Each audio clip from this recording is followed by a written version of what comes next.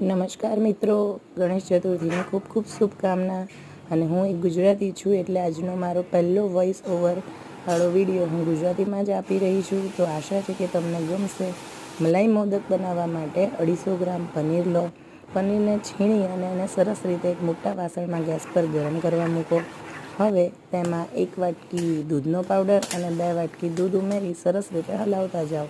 20 minute જેવું થશે એટલે બધું જ દૂધ સરસ રીતે ભળી જશે અને બળી પણ જશે. મિશ્રણ ઘાટું થાય એટલે એમાં સ્વાદ અનુસાર ખાંડ અને કન્ડેન્સ મિલ્ક ઉમેરો. સરસ રીતે મિશ્રણ તૈયાર થઈ ગયા પછી તેમાં છેલ્લે ઇલાયચીનો પાવડર ઉમેરો અને મિશ્રણને થોડું ઠરવા દઈ તેમાં મનપસંદ ફૂડ કલર ઉમેરો. હવે આ મિશ્રણને ફ્રીજમાં 2 કલાક સેટ કરવા મૂકો.